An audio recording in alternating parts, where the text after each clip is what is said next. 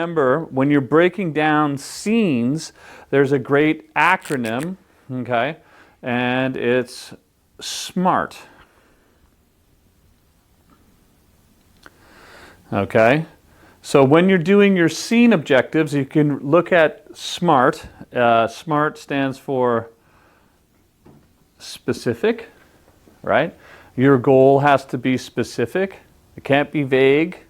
It has to be specific. The M is for measurable. Okay.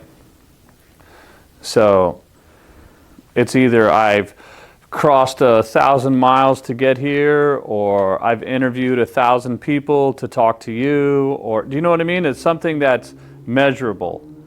My actions are measurable. Also, my goal has to be achievable.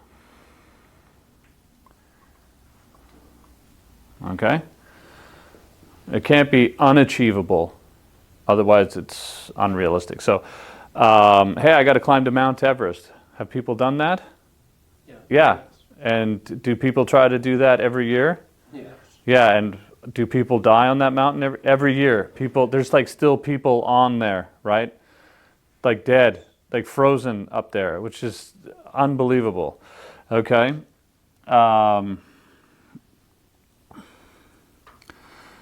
It also has to be relevant.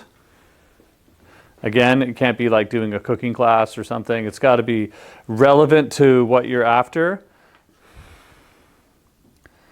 And also it has to be time bound.